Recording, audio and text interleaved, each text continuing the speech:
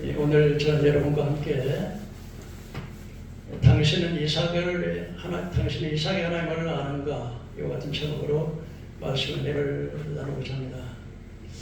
하나님은 왜 자신을 이삭이 하나님이라고 했을까요? 창세기 17장 15절에 보면 하나님이 또 아브라함에게 이르시되 내 아내 사라를 하지 말라. 내가 그에게 복을 줘 그가 내게 아들을 낳게 하여 내가 그에게 복을 줘서 여러 민족의 어머니가 되게 하시나니 민족의 여러 왕이 그에게서 나리라. 이렇게 말씀하셨습니다. 그때 아브라함이 이렇게 말했습니다. 100세 된 사람이 어찌 아들을 낳으리요? 사례가 90세니 어떻게 생산하리요? 하고서 엎드려서 자기 혼자 말로 했을 때 하나님이 이렇게 말씀하셨습니다. 아브라함이 엎드려 웃으며 마음속으로 이르되 100세 된 사람이 어찌 자식을 낳으리야? 사라가 90세니 어찌 출산을 하려 하고 아브라함이 하나님께 아뢰되 하나님 그냥 이스마엘이나 하나님 앞에 살기를 원하나이다. 이렇게 말할 때 하나님께서 말씀하시기를 내 아내 사라가 아들을 낳으리니 나는 그의 이름을 이삭이라 하리니 내가 그와 언약을 세우리니 그의 후손이 영원히 언약이 되리라. 이렇게 말씀을 하셨습니다. 로마서 9장 7절 9절에 보니까 또한 아브라함의 씨가 그의 자매가 아니라 오직 이삭으로 난 자라야 내 씨라 불리리라 하셨으니 그 육신의 자녀가 자녀가 아니라 오직 약속의 자녀가 씨로 여김을 받으리라. 약속은 이것이니 명령 이행한 때에 내게 이르리니 사락에서 아들이 있으리라 하시리라. 여러분 그렇다면 어떻게 왜 하나님께서 자신을 이삭의 하나님이라고 하셨을까요? 이 아브라함에게는 사실 여러 아내가 있었습니다. 그에 붙여 하갈이라고는 여자는 바로 애굽에서 애굽왕 바로가 선물로 그 여종을 주었습니다. 근데 사라가 75세가 되어서 자기가 자녀를 못 낳을 것 같으니까 하나님은 그렇게 생각을 했는데 자신이 이제 내가 나이가 너무 들어서 자식을 낳지 못한다고 그래가지고 자기 여종을 이제 아브라함에 들어가 그래가지고 그 여종이 이제 아브라함과 동침을 해서 난 아들이 이스마엘이라고는 아들을 낳았습니다. 그래서 이스마엘이라는 아들이 낳는데 나중에 나가서 이제 사라가 오늘 아브라함은 사라가 나이가 아브라함 나이가 100세가 되고 사라가 90세가 되었을 때 하나님께서는 사라에게 내가 아들을 내게 주리라고 했었더니 아브라함이 하는 말이 어떻게 100세 된 내가 어떻게 자식을 낳고 90세 된 사라가 어떻게 출산을 하리까 하면서 엎드려서 속으로 말을 할 때 아니다. 내가 이삭으로 난 자야 내 씨로 칭함을 받으리라. 육신의 난 자가 육신의 자매가 되고 영적으로 난 자가 기업의 자매가 되리라고 이렇게 말씀을 하셨습니다. 그래서 사실은 이제 이스마엘과 이삭이라고 하는 이스마엘은 이삭보다도 14살이 더 빨리 이스마엘이 처자들이 된 거예요. 그런데 이스마엘하고 이삭하고 이렇게 나와가지고서 이 두 민족이 당시에도 그렇지만은 지금까지 아람 이스마엘의 후손들은 아랍이라고 하는 그 후손들이 하마스라든지 헤즈빌라라든지 지금 계속해서 이스라엘하고 전투를 해서 원수같이 지금도 전투를 하고 있습니다. 그런데 그 뒤로도 하나님께서는 아브라함을 통해서 아브라함이 아마 100세가 훨씬 넘었을 때도 계속 후처를 두어서 그드라라고는 또 이게 후처를 두어가지고 그들을 알건의 신무란, 욕단, 무단, 미디아 아스박, 수라, 그리고 또 그 다음 또 후처가 욕산의 자손인 스바와 드단이라고 있는데 그 후처들이 난 아들들 가운데 그 비디안이라고 하는 그 아들은 성경에도 많이 나오는 그런 사람이다. 이렇게 여러 아들을 낳는데 그 많은 아들 가운데서 특별히 이삭만이 실은 칭함을 받고 약속의 자녀라고 이삭만 약속을 주셔서 이삭으로 난 자야 실은 칭함을 받으리라고 이렇게 말씀을 하셨습니다. 그렇다면 오늘 아브라함의 하나님, 이삭의 하나님, 야곱의 하나님, 특별히 오늘 이삭의 하나님, 왜 하나님은 이삭을 가리켜서 언약의 자손이라고 하셨을까요? 첫째로 이삭은 바로 약속의 자녀이기 때문에 그렇습니다. 그래서 이삭은 바로 하나님의 언약의 자손이기 때문에 특별하게 약속의 자녀라고 말씀을 하셨습니다. 창세기 17장 15절에 19절에 또 로마서 9장 7절 9절에 또 아브라함의 씨가 그의 자녀라. 아브라함 씨가 다 그의 자녀가 아니라 오직 이삭으로 난 자라야 내 씨라 불리리라.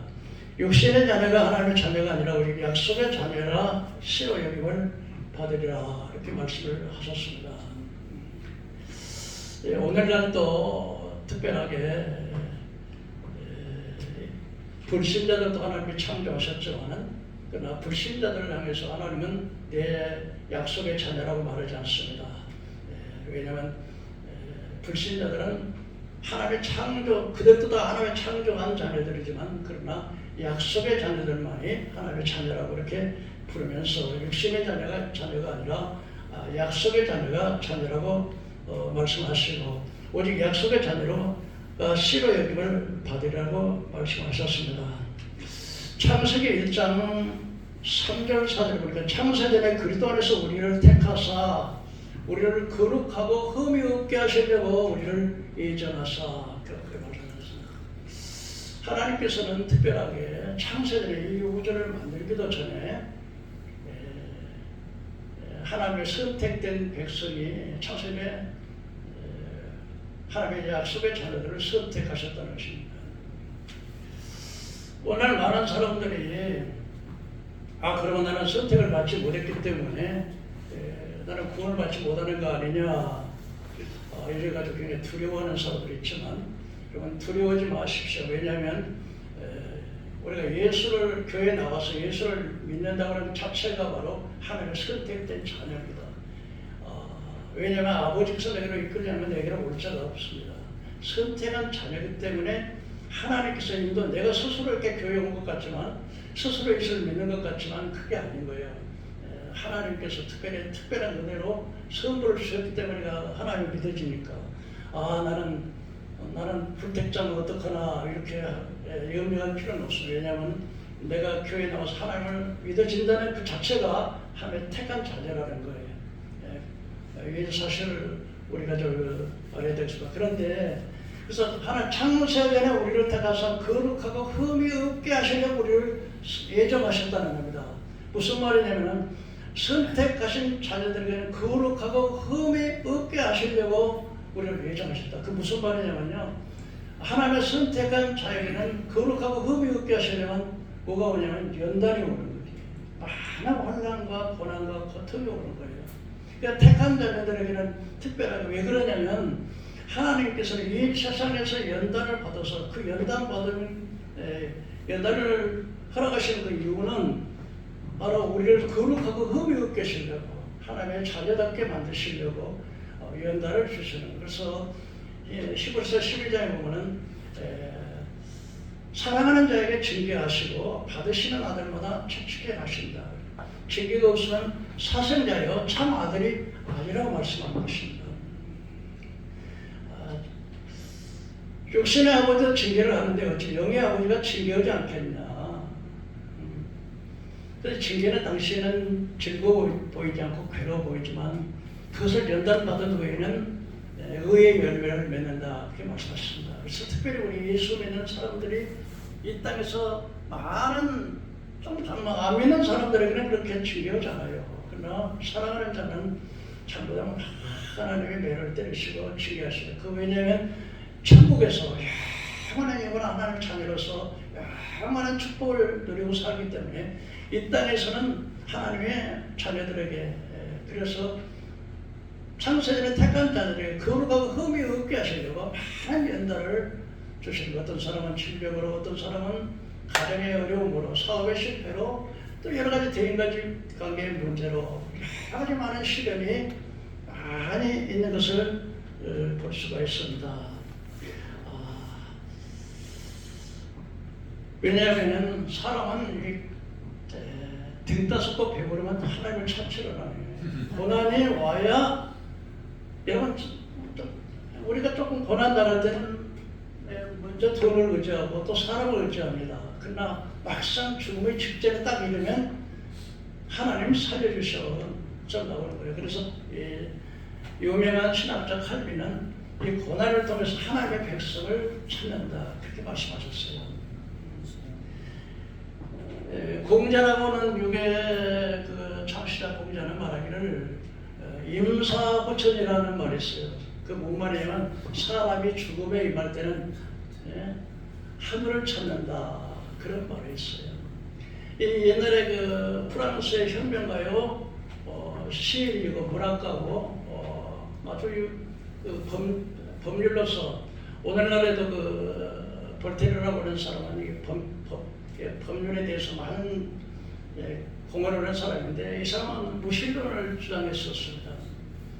그래가지고 자기가 살아선 게 아니라 성경이 받은 30년 전에는 성경이 없어진다고 선언을 하면서 저 대서양을 건너서 저 미국 땅에 가가지고서 이 무신론을 강연을 하다가 배가 풍랑을 만났어요. 풍랑 만나니까 빠졌죠. 배가 파손됐어요. 근데 한 크리스찬이 이 뗏목을 잡고 거기서 빠져가지고 뗏목을 잡고 있었는데, 그 볼테르라는 사람도 그 뗏목을 같이 잡았어요. 그때 그 믿는 기독교인이 소리를 쳤어요. 이것이요 당신도 하나님을 부르지 않았다면 그 노시오, 그 탑중한 노시오, 그때 그 무신론을 위해서 하나님이 없다고 했던, 하나님이 어디냐고 하면서 썼던 그 볼테르가 하나님 살려주셔야겠다는 말이 있습니다.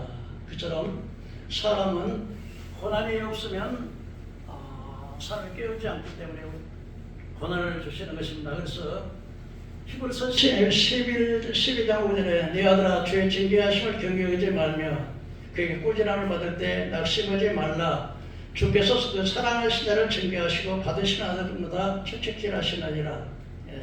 우리 징계가 당신은 즐거워 보이지 않지만 그런 말미암아 연단을 받은 자는 의의 평강의 열매를 맺느니라고 하셨습니다. 히브리서 12장 5절에 내 형제들아 너희가 여러 가지 시험을 만나거든 온전히 기쁘게 여기라.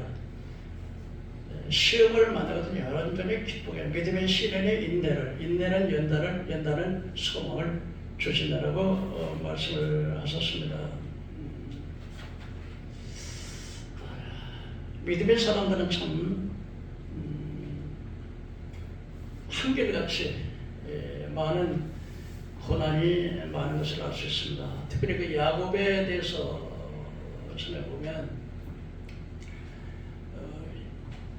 야곱이라는 사람이 이제 자기 아들 요셉이 애굽의 총리로 내려갔어요. 총리가 됐습니다. 그래서 그 요셉이가 이제 자기 아버지하고 요셉이 죽지 않고 애굽의 총리가 됐다는 사실을 형제들에게 알리고, 그리고 이제는 자기 아버지를 저거 모셔오라고 애굽으로, 그리고 형제들도 이제 70명이 내려왔습니다. 그때 애굽의 한 바로가 그 야곱에게 물었습니다. 당신의 나이가 몇입니까? 이렇게 물었어요. 그럴 때 야곱이가 창세기 47장 8절과 9절에 보니까 바로가 야곱에게 묻되 내 나이가 얼마냐? 야곱이 바로에게 이르시되 나그네 세골이 130년인데 내 나이가 얼마 되지 못하니 우리 조상의 나그네 길에 연장이 며칠에 못합니다. 그러나 내가 험악한 세월을 살아가야 된다. 여러분 당시에 바로가 나이를 불렀을 때 야곱의 나이가 130세인데 자기는 나그네 인생길에서 내 나이가 얼마 되지 못하니 나그네 우리 조상들에 비하면 내 나이가 그렇게 되는데 험악한 세월을 살았다. 인생을 살아면서 참 야곱이도 참 그 험악한 세월을 살아왔습니다.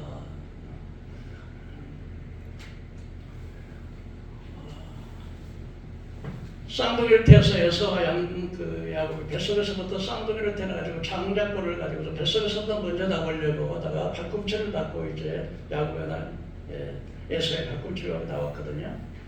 그러나 늘 평소에 장남으로 태어나지 못한 것이 항상 마음에 걸리고 억울했어요. 그러다가 야곱이는 이제 하루날 팥죽을 맛있게 끓였는데 에서가 사냥 갔다 와서 야곱 그 팥죽 안 그랬다라 그랬더니 형 그러면 그거 장자권에게 팔으라 그랬어요. 근데 에서는 아니 내가 배고파 죽겠는데 그 장자권이 무슨 하냐 그래 잠깐 바꾸자 그래가지고 팥죽 한 그릇에 장자권을 그냥 팔아버린 거예요. 세상에 여러분 하나님의 장자권이라는 것은 일반 아들들 가운데서 그 상속도 배단되고 또 아버지를 대신한 특권이 있어요. 모든 통치권이 아들에게 있고 특별히 무엇보다도 하나님의 축복을 받을 수 있는 축복권이 있어. 이렇게 귀한 장자권을 팥죽한 그릇에 팔아버리는 그 참 생각 없는 하나님의 은혜를 귀한 줄 모르는 에서. 그런 나중에는 이제 아버지가 돌아가실 때가 돼가지고 아버지가 와서 에서야 나가서 사냥해가지고 와서 날 맛있는 요리를 내가 먹고 내게 축복하겠다. 창자니까 이제 축복을 하려고 하는데 엄마가 듣고 빨리 가서 너희 형 사냥하고 오기 전에 네가 가서 저 우리에 가서 양을 가지고 오라고 해가지고 야곱이가 이제는 음성은 이제 아주 인왕성 쌍둥이는 쌍둥이인데 에서는 남자답게 막 털이 많고 야곱은 여자처럼 곱상하게 생겼어요. 그런데 어머니 그러다가 축복을 받기로 그냥 아버지가 저 좀 어떡합니까 했더니 걱정하지 마라 그래가지고서 이제 목에다가 여기다 털을 감고 손에다 털을 감아줬어요. 그리고 사냥을 빨리 가서 요리해가지고 요리 가지고 와서 이제 어머니한테 갖다 줬으니까 그 요리를 가지고 이제 아버지한테 갖다 왔어요. 아버지 이 외로를 잡수시고 되게 축복하세요. 어떻게 네가 그렇게 빨리 그렇게 사냥을 했느냐 그랬더니 하나님께서 준비해서 빨리 사냥을 했습니다. 잡수시고 그래 야곱이가 이사하거든요. 야곱이 이리 와봐라. 목을 만져봤어요. 손도 만져보겠다. 목에는 털이 감겼거든요. 에서는 털이 많으니까 만져본 거예요. 손도 만져봤어요. 네가 진짜 에서냐? 그랬더니 아버지 제가 에서예요. 이상하다. 몸은 에서의 몸에 내 음성은 야곱의 음성이로다. 네가 틀림없이 에서가 많으냐? 예, 제가 에서예요. 그랬더니 막 하늘의 별, 땅의 별, 자손의 모든 축복을 다 빌어버렸어요. 축복을 야곱이가 받아버린 거죠.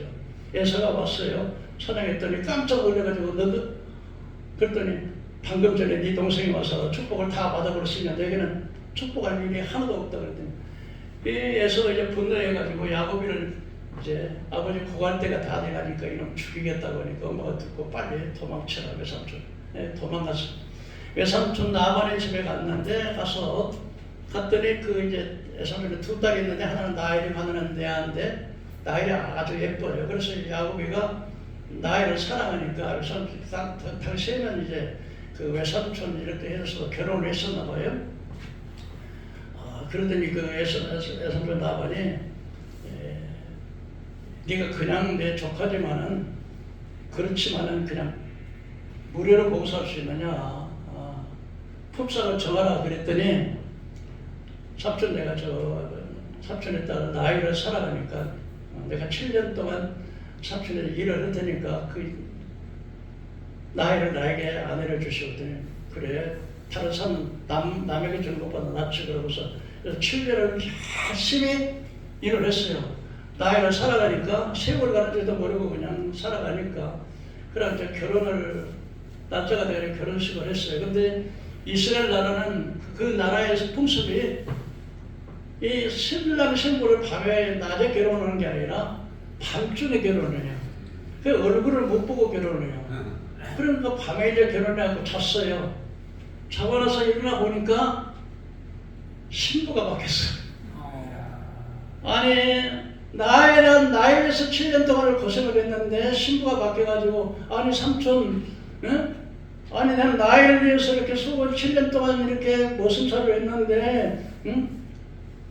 아 왜 내 합니까? 그랬더니 삼촌이 하는 말 우리나라에서는 언니를 먼저 두고 동생을 먼저 주는 법이 없으니까 나이를 위해서 또 7년을 봉사해요. 그래서 나이를 얻기 위해서 14년을 봉사하는 거예요. 집에 이제 다시 이제 고향으로 가려고 했더니 나일이 이제 그 외삼촌이요 나발이 네가 우리 집에 와가지고 너 하나님이 너에게 복을 줘서 너 때문에 우리가 큰 부자가 됐는데 내가 더 봉사를 해라. 그랬더니 야곱이 가는 거예요. 그러면 내가 삼촌네 집에 오기 전에는 삼촌이 뭐 이렇게 가난했는데 내가 와서 밤낮을 가리지 않고 이렇게 일을 해가지고 삼촌이 그 부자가 됐는데 나는 언제 내 집을 세우겠습니까? 그랬더니 품삯을 정하라 그랬더니 그러면서는 네가 이 일을 하면은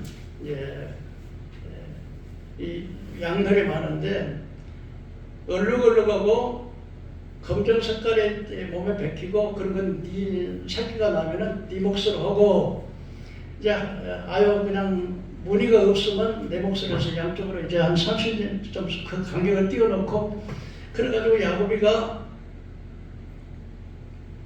아주 꽤가 많아요.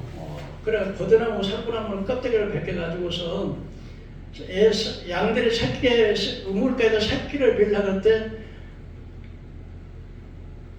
야곱의 약속하기를 얼룩얼룩하고 정있는 것은 내 것으로 합시다 그러고 그래가지고 자기 새끼들이 날 때는 양이 튼튼하고 건강한 양떼 같은 걸 갖다 우물가에다 놔요. 버드나무 가지를 견뎌놓으면 이 양들의 새끼를 뵈면서 얼룩얼룩한 것을 보고서는 저거 점 있는 걸 나. 그러면 야곱이 그러니까 튼튼하고 건강한 것은 양이면 제가 여기다 우물가에다 이게 나뭇가지를 갖다 놔니까 양들의 새끼를 베니까 별때 얼룩얼룩한 걸 보고는 전부 다 점 있는 것을 나. 그리고 약한 것은 점을 안 나 이게 했습니다. 그래서 강한 것은 야곱이 것이 되고 약한 것은 지금 삼촌 거리 된 거예요. 이렇게 하다 보니까 그냥 야곱이가 이제 상당히 돈이 많으니까 또 삼촌이 그러면 이제 이번 바꾸자. 얼룩얼룩한 것은 네 것으로 얼룩얼룩한 것은 내 것으로 오고 점이 없는 건 이걸 얻어라. 그것도 바꾸면 또 또 이렇게 튼튼한 것이 오면은 야곱이는 이제 살구나무 안 나와도 그러면 이제 튼튼한 지 것이 되고 그런데 자꾸 그러다 보니까 이 품삯을 10번이나 변경을 했어요. 이렇게 하자 저렇게 하자 이렇게 저렇게 하자. 그래가지고 가만히 보니까 이제 거기서 이제 딸도 낳고 아들 12도 11아들을 낳고 딸 하나 낳고 이제 양떼가 돼서 노비도 많고 부자가 됐어. 그러니까 자기 그 외삼촌 나발의 아들들이 아유 우리 야곱이가 우리 아버지 재산 다 훔쳐간다 그런 말을 듣고 그 말을 듣더니 그 삼촌의 난색이 별에 전난 같지 않거든요. 그래서 자기 부인들하고 저먹고 와가지고 내가 보니까 그 외삼촌의 아들들이 야곱이가 아버지 재산 다 뺏어간다 그래가지고 그러니 너희들도 당신들도 알다시피 내가 얼마나 고생을 하고 이렇게 했냐. 그런데 가만히 있으면 당신의 아버지가 나를 빈손으로 보낼 것 같다. 그래 우리 나가자. 그래서 외삼촌이 좀 양털 깎으러 가는 날 밤에 도주를 해서 이제 자기 식구들 다 데리고 양떼 데리고 갔어요. 한 3일 후에 아마 그 소식을 들었나 봐요. 불가같이 쫓아왔어요 외삼촌이 이제. 그랬더니 하나님께서 꿈속에 그 외삼촌 나발에게 가부간에 아무 말도 하지 말고 야곱을 해하지 말아라. 그렇게 이제 하니까 참신이 막 불같이 쫓아와가지고는 이제 그런데 어찌해서 너희가 그냥 이렇게 내가 내 딸들과 네가 보다시피 양떼도 소떼도 자식들도 다 내 것인데 네가 간다 그러면 내가 축복해서 딸들에게 안고 입을 맞추고 다 보낼 것인데 그렇게 야간도 주겠느냐 그래가지고 이제 언약을 맺고 하여튼 야곱이는 거기서 또 이렇게 연단을 받고 또 가는 도중에 또 시므온과 레이가 또 그 세겜 사람들의 족장 그 디나를 그 사람들의 여자들 구경 갔는데 그 세겜의 주랑의 아들이 그다음 또 디나를 가관했어요.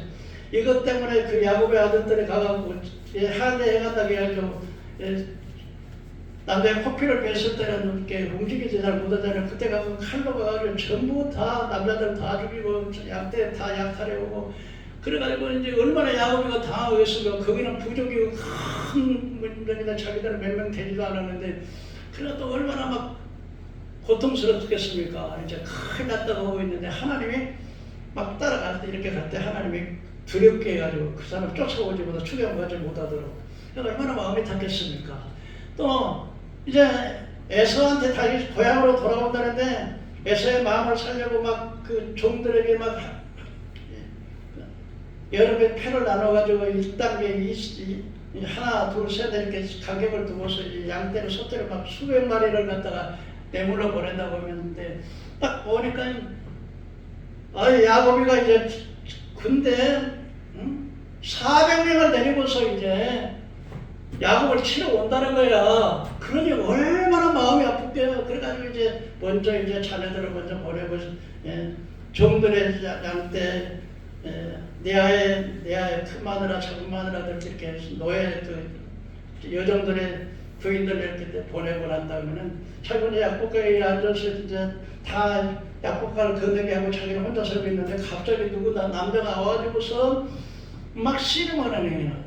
밤새껏 씨름하는데 그 씨름한 사람이 그냥 여호와의 사자였어요. 놔라 오늘은. 그러니까 새벽이 돼서 안 오니까 노라고 그러니까 안 오니까는 그 하나님의 사자가 한두 뼈를 쳐버렸어요. 한두 뼈가 이제 부러졌죠.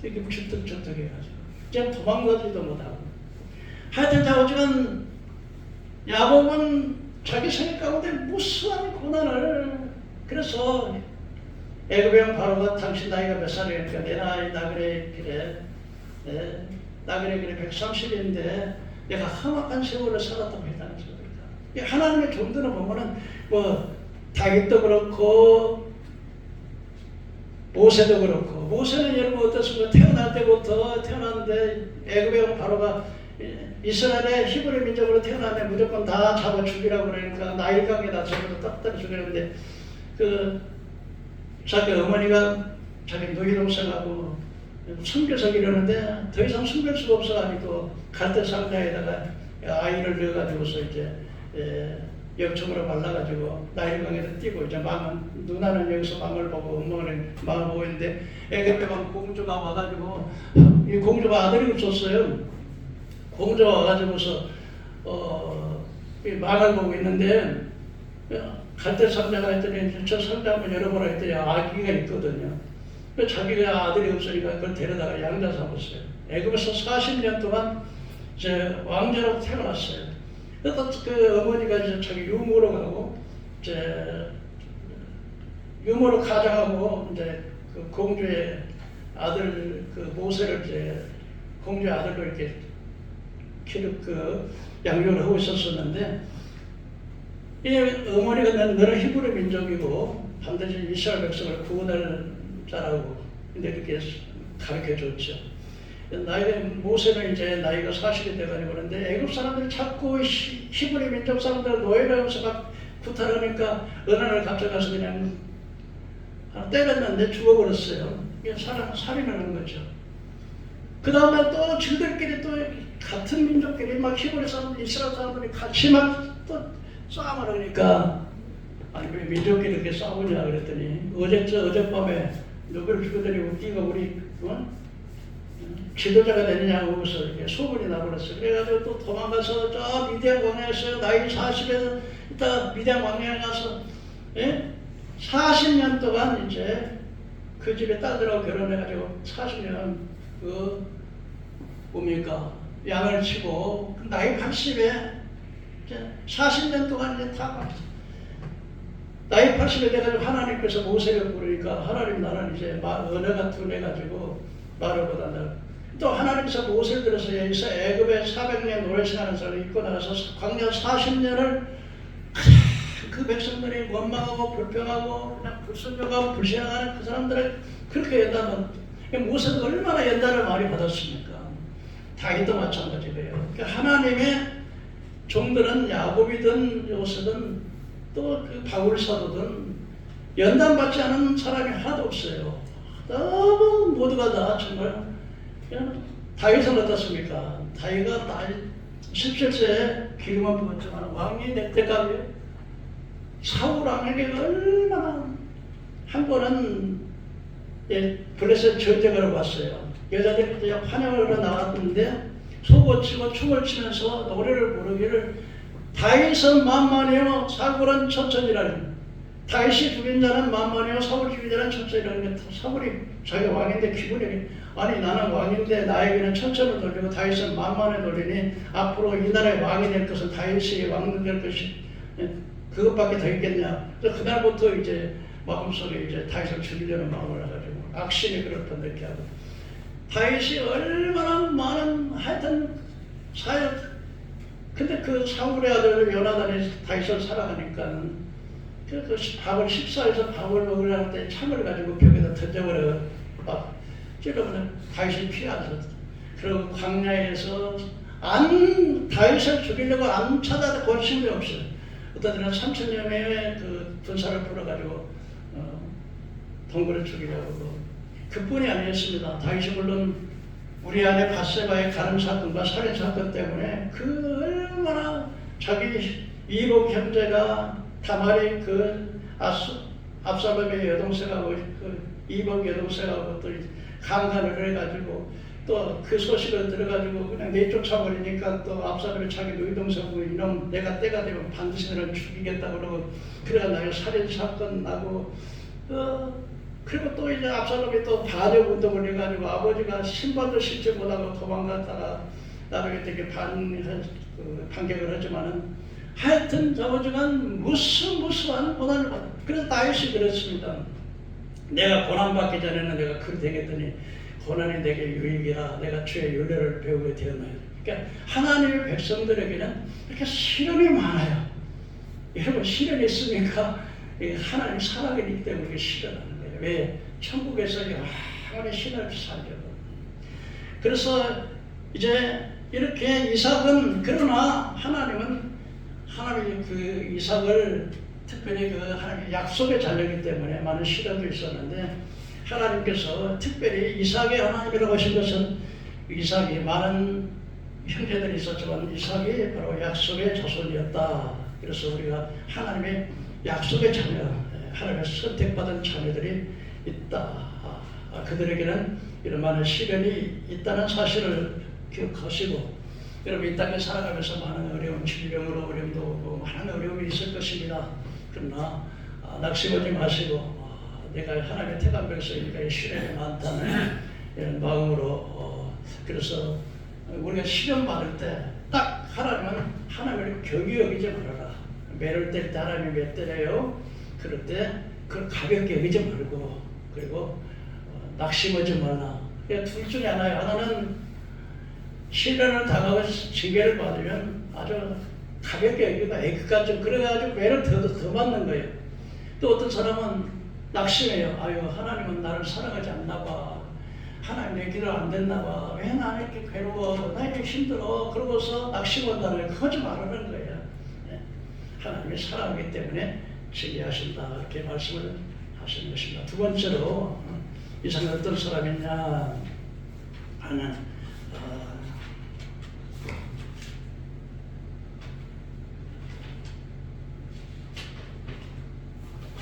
이삭이라는 사람은요, 두 번째는요, 온유한 사람이었어요. 어떤 사람이라고요? 사람. 이삭이 블레셋 땅에서 그할 때 그 땅에 하나님께서 이삭을 100배의 축복을 줬어요. 그러니까 그날 수확을 해서 그 해에도 100배의 수확을 거뒀어. 그러니까 블레셋 사람들이 뭐가 일어나요? 하나님께서 블레셋 땅에 이삭이 농사를 지는데 하나님이 이삭에게 100배의 축복 열매를 주었어. 그러니까 블레셋 사람들이 뭐가 날까? 네? 질투가. 그래요. 그러니까 자기 아버지가 받던 우물을 전부 다 메꿔버렸어요. 그러니까 이제 그 블레셋 왕이 말하기를 이삭을 불러가지고 여보시오, 당신이 나보다 강하니까 우리 뜻이요. 그래서 이제 이삭이가 이제 그랄로 내려갔어. 그랄로 내려가서 또 아브라함이 팠던 자기 아버지가 팠던 아버지의 종들이 팠던 우물을 했는데 또 블레셋 사람들이 그걸 다 메꿔버려. 다 메꿔버려. 그러니까 또 좀 거기서 또 그 우물을 다 메워보니까 이미 파진 우물을 또 다시 팠더니 그냥 블레셋 사람들이 막 시기 질투해가지고 그냥 흙으로 다 메꿔버리네. 그래서 그랄로 좀 옮겨서 그랄로 내려갔어. 그러면서 이삭의 종들이 또 우물을 팠어. 그러더니 그랄 사람들이 야 이거 우리 거야 그러고 또 시비를 거는 거야 이게. 예? 그래서 또 그 우물을 시비 거니까 또 나와가지고 또 옆에다가 또 팠어 우물을. 또 물이 났어. 창문을 치고. 그들은 이번에 또 그런 사람들 또 자기 이스라엘 목자들하고 또 시비가 걸렸어. 그래 거기서 또 옮겼어. 또 옮기고 다시 우물을 팠던데 다시 우물을 팠어요. 그랬더니 거기서 물이 많이 나왔어. 근데 그들이 시비 안 했어요. 그때 하나님께서 우리의 땅을 넓히셨다 하시고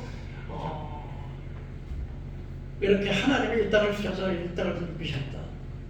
저는 이 말씀을 보면서 여러분 이 우물이라는 것은 바로 물이라는 것이 바로 생명선 아니겠습니까? 그리고 이 특별히 유목민족들은 양떼와 소떼가 물이 없으면 어떻게 유목을 해요? 그런데 다른 사람 같았으면 어떻겠어요? 전쟁하겠죠. 싸우겠죠. 그러나 양보하고 또 양보해서 우물을 팠더니 그때는 이제 그들이 시비를 안 하니까 하나님이 우리 땅을 넓혔다 그렇고 이제 하나님께서 우리에게 넓혔다 했더니 하나님이 이삭에게 나타나서 말씀을 하셨습니다. 이삭아 두려워하지 말라. 내가 너와 함께 하리라. 너희 아버지의 하나님 여호와가 내 자손을 하늘의 별처럼 많게 하리라고 약속을 주셨습니다. 이처럼 그 이삭은 참으로 그렇게 그 온유한 사람이었음을 이렇게 볼 수가 있습니다. 예수님께서 마태복음 5장의 산상수훈에서 산상수훈 이렇게 말씀해요. 온유한 자는 복이 있나니 저가 땅을 기업으로 받을 것이. 우리 한번 큰 소리로 한번 따라해 볼까요? 온유한 자는 복이 있나니 저가 땅을 기업으로 받을 것이며. 여러분 그렇습니다. 악한 자가 땅을 많이 찾을 것 같지만 그렇잖아요. 악한 자는 다 단명하고요. 역사적으로 딱 보면은 이게 악한 자가 절대로 강성한 법이 별로 없어요. 프랑스의 나폴레옹이라는 사람인 이 프랑스의 황제인데 이 사람은 대단한 사람이에요. 자유평등 사유재산권을 하고서 나폴레옹 법전도 만들어서 세계 근대 법률 체계에 지대한 영향을 미친 사람이 나폴레옹인데요. 근데 이 사람이 러시아 원정에 옛날에는 나폴레옹은 내 사전에 불가능이 없다는 사람이에요. 이 알프스의 흠선을 필마로 넘어갔던 사람이고요. 러시아 원정에 한 거리에 이제 전쟁을 일으켰다 해서 원정이라고 그러잖아요. 원정에 갔다가 거기서 아주 실패를 합니다. 왜냐하면 너무나 춥고 또 복음로를 차단해버려가지고서 병사들이 많이 희생을 당했어요.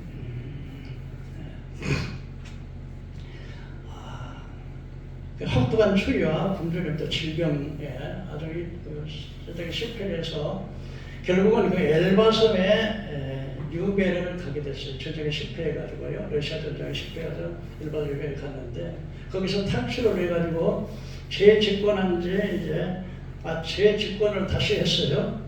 그러다가 워털루 전투에서 또 패배했어요. 그래서 세인트 헬레나의 섬에서 유배 가서 참 그 대단한 사람이 세인트 헬레나에서 유배 가서 유배지 귀양살이에서 거기서 죽었어요. 또 그 마케도니아 알렉산더르 디왕이 20세에 왕위에 올랐어요. 10년간의 페르시아, 이집트, 북인도까지 아시아, 유럽, 아프리카 3대 대륙을 정복한 아주 위대한 왕이에요. 그 아테네와 스파르타, 그리스 지역에서도 이렇게 그런 지역을 장악할 만큼 아주 강대한 사람이었어요. 30세, 33세에 아시아, 유럽, 아프리카에 대륙했는데요. 근데 이번에 이제 그 알지 못하는 이상한 병이 걸렸어요. 그래서 다시 이제 자기 고국으로 병사들을 이끌고 후퇴하는 도중에 알렉산더는 유명한 말을 했어요. 나는 무력으로 세계를 정복하려다 실패했지만 저 나사렛 예수에는 사랑으로 온 세계를 정복했다는 말을 했습니다. 여러분 독일의 히틀러도 보면 오스트리아에서 태어나가지고서요. 예술가의 꿈이 이루어지지 못하자 세계 1차 대전에 독일군 지원을 해서 육군 하사로 사병이거든요. 나중에 나치당에 입당을 해가지고 1차 대전에서 독일이 패배했죠. 독일 노동당에 가입을 했다가 1933년 독일이 아주 그 경제 위기가 왔었을 때 이 사람이 그 자위령은 그 독일의 총리가 됐어요. 근데 그 총리를 1934년에 그 총리 이름을 총통이라고 이름을 바꾸고 자기가 독일의 그 독재자가 됐어요. 근데 이 독일의 히틀러는요, 세계 2차 대전을 1930년 9월 1일 날 폴란드 침공을 해가지고 세계 제2차 대전을 일으켰던 사람이 독일의 히틀러입니다. 이 히틀러라고 하는 사람은 이 홀로코스트라고 하는 아주 세계에서 제일로 그 집단 사사로 아주 찾아볼 수 없을 만큼 많은 집단의 사람을 학살한 사람이 바로 이 히틀러입니다. 해악한 사람이죠.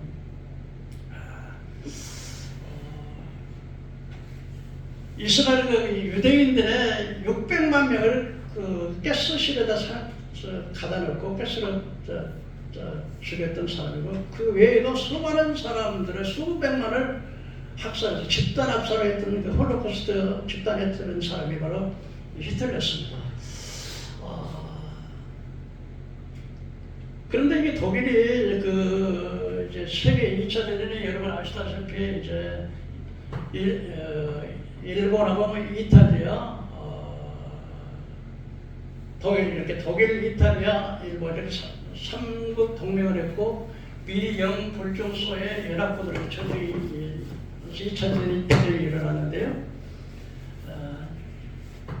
그런데 그 동맹군들이 먼저 그 연합군들이 이탈리아 무솔리니를 점령해서 무솔리니가 항복을 하고, 일본은 여러분이 알다시피 원자폭탄 히로시마 나가사키 떨어질 때 그 항복을 하게 되고, 독일의 마지막에 이제 독일이 그 할 때 동부전선과 서부전선으로 나누는데, 동부전선은 러시아 그 소련군이 주도를 해가지고서 그 독일군의 그 보급으로 굉장히 어려움을 많이 당했습니다.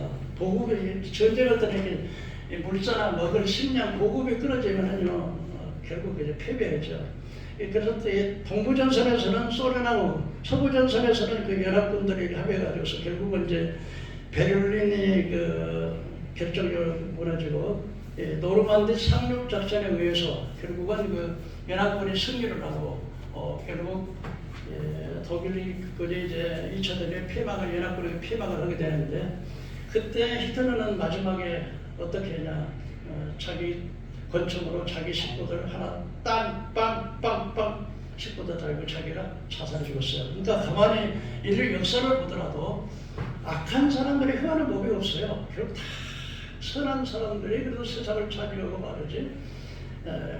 그러나 우리 이삭이라는 사람은 이렇게 온유한 사람이었는데 나중에는 그 이삭의 후손을 통해서 예수님이 오시잖아요. 이런 축복의 역사가 있는 걸 볼 수가 있습니다.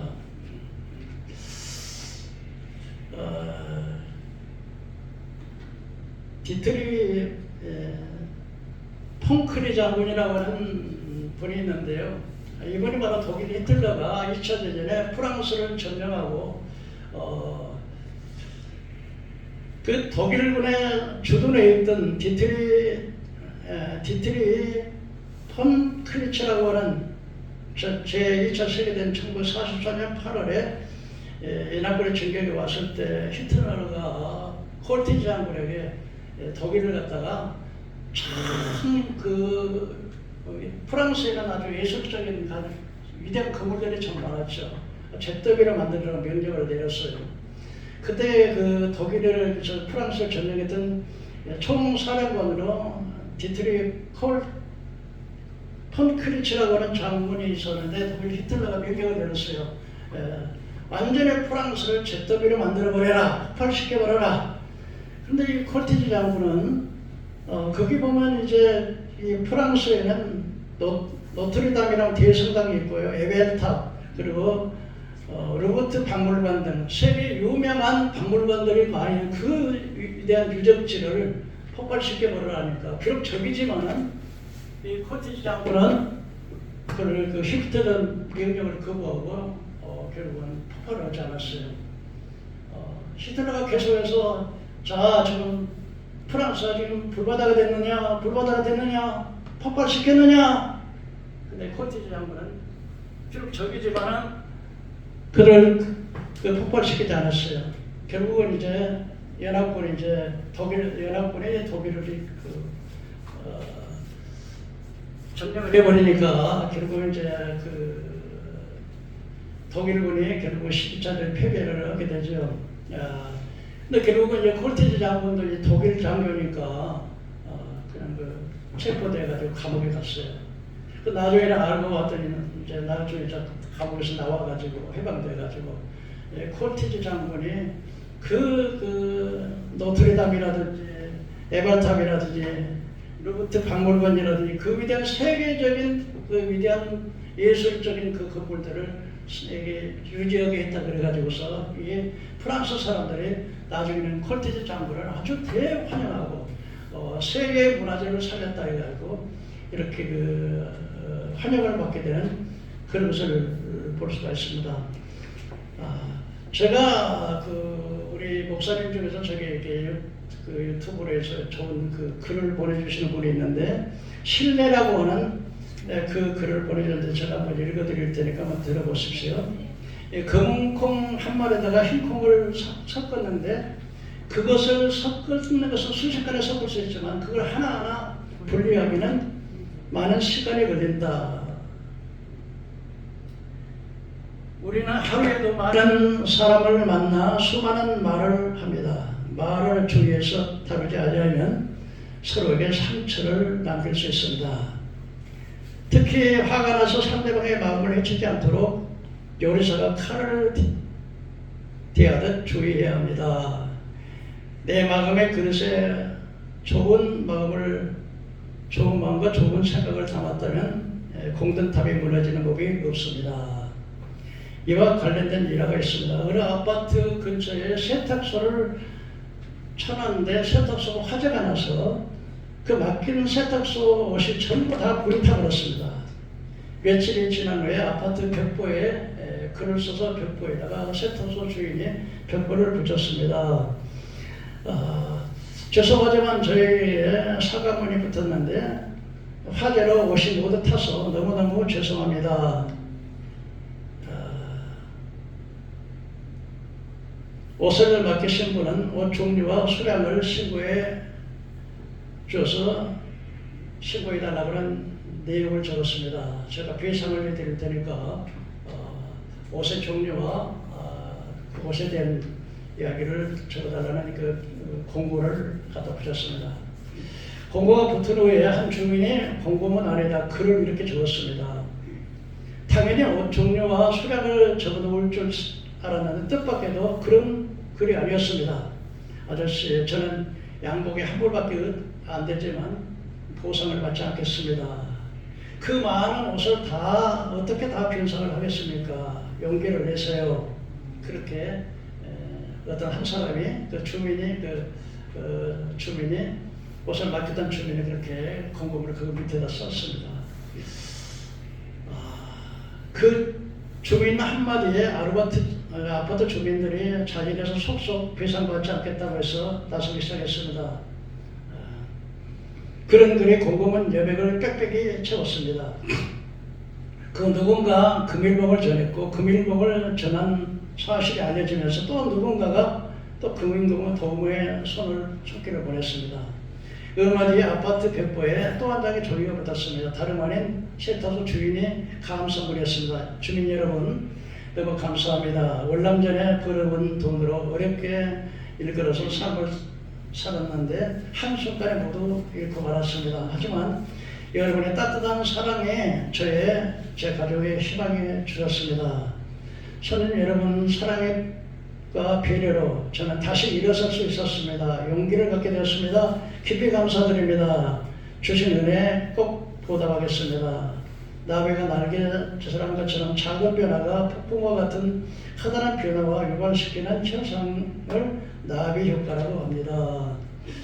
나비 효과처럼 혼자만의 작은 선행과 배려로 시작된 일이 세계 전체를 움직이고 변화시킬 만큼 큰 힘을 가질 수 있습니다.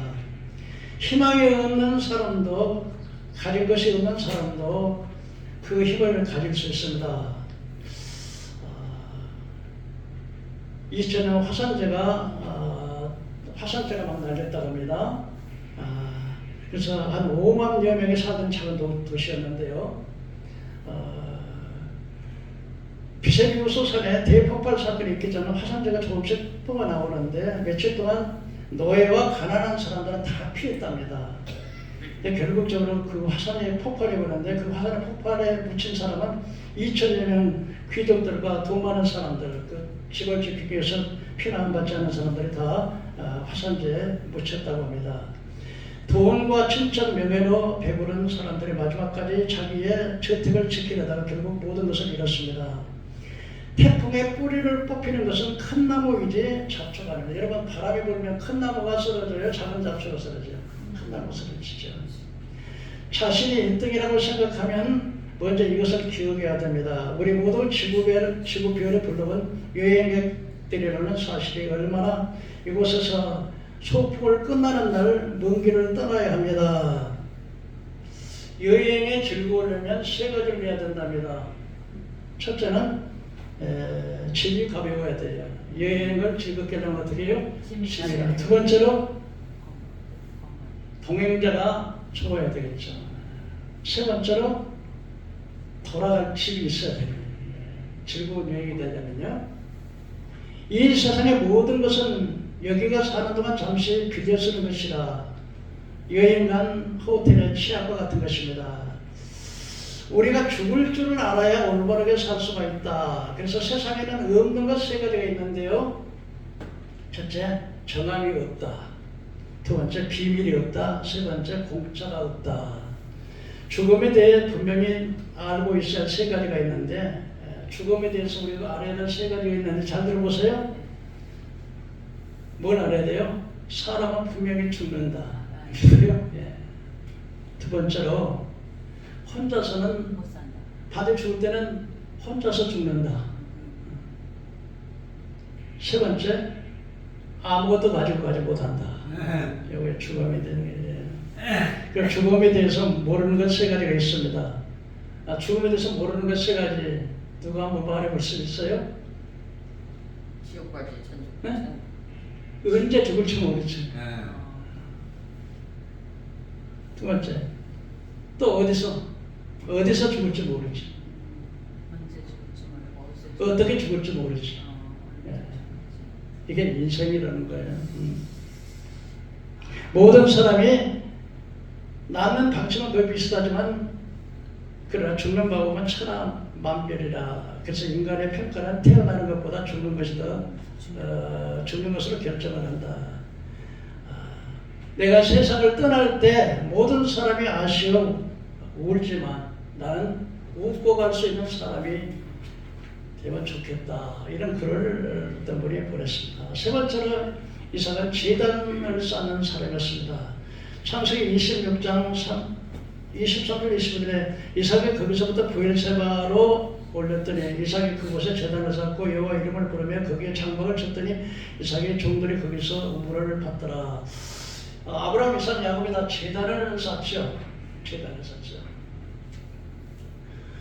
제가 그 수요일 날 강해에 보면은 그 여리고성 정복을 하는데 금성 천백 같은 여리고성을 정복해서 승리를 했어요. 1차 요단을 건너고 2차 아이성을 점령할 때 실패했어요. 거기에 그 아간 고란이라는 사람의 그 은지 200세겔과 금덩어리 5세겔 하나 훔친 것이 그걸 이제 여호와를 진노케 해가지고 전쟁에서 그냥 아이성은 적으니까 사람들 구태여 그래 많이 갈 필요 없습니다 했더니 여기서 3,000명만 보냈는데 거기서 36명이 죽고 막 대패를 했어요. 세 번째 복구전쟁에서는 아이성은 실패한 전쟁을 그걸 삼아서 이제 복구전쟁에서는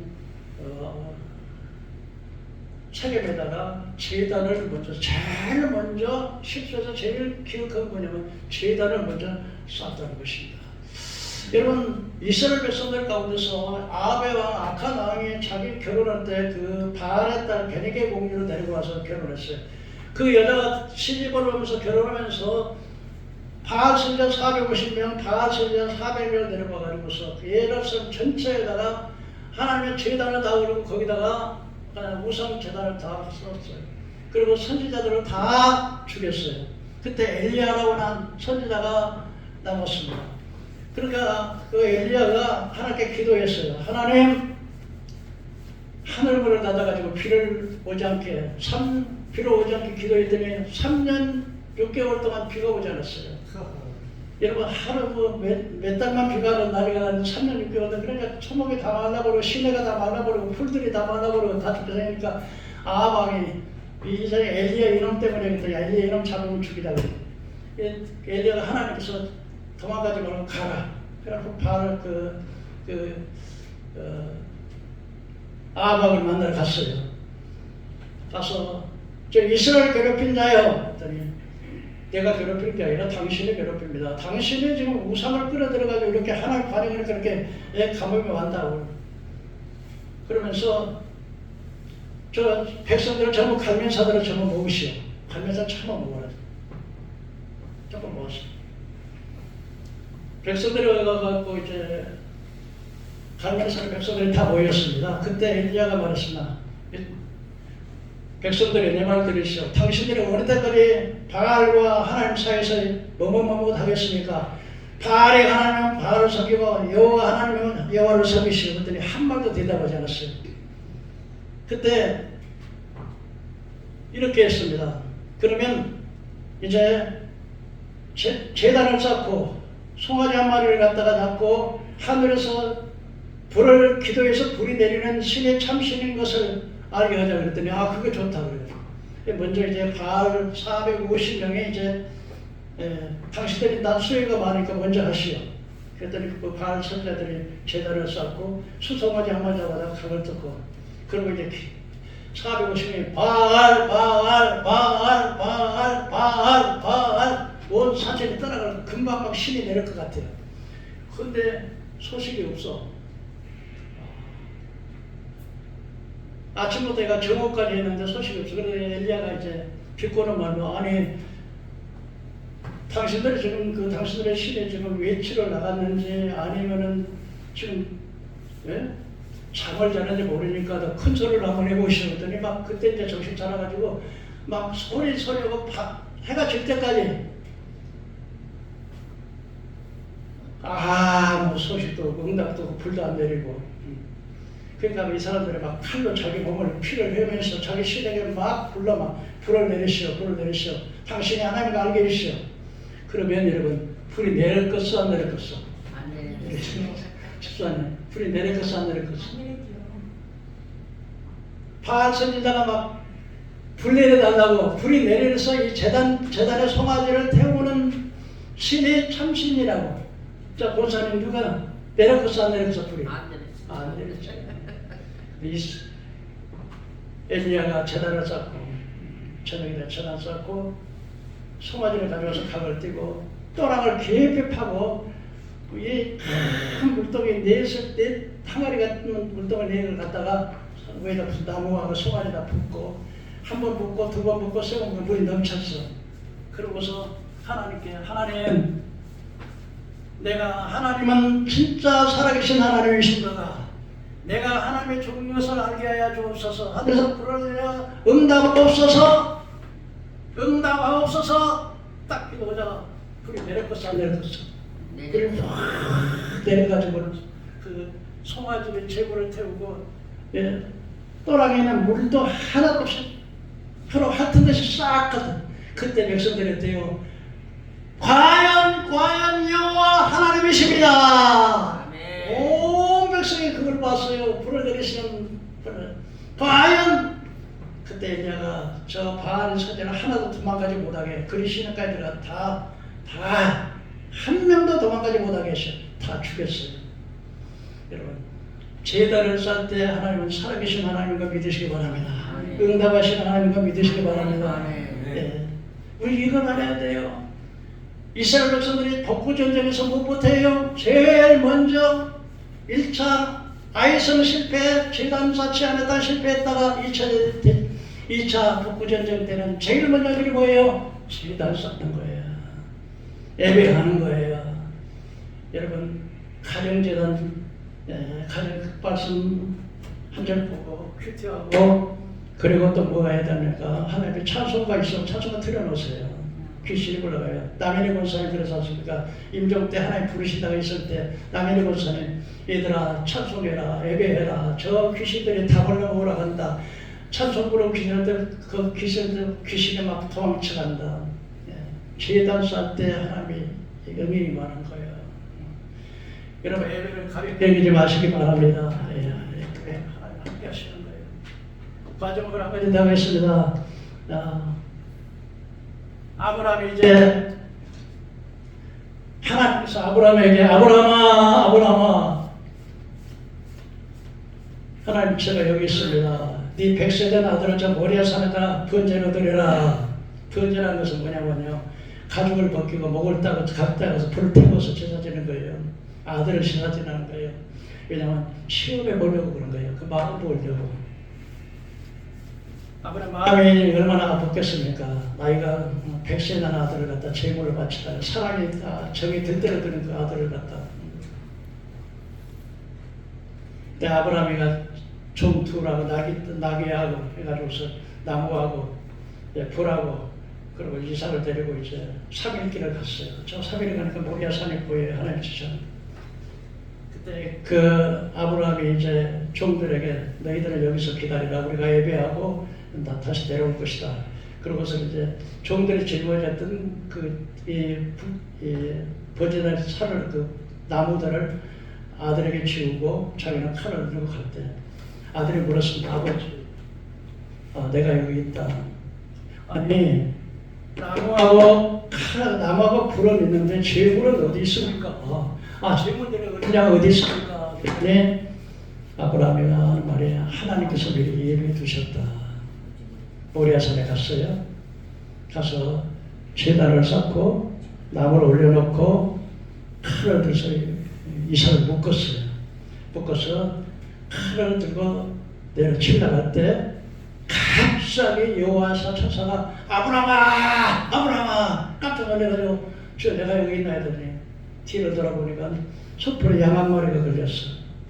그걸 차보다가 대신 제사를 지냈어. 그 아이에게 손을 대지 마라. 아무 일도 하지 마라. 그리고 하나님께서 이제야 네가 나를 경외하는 줄을 알아라.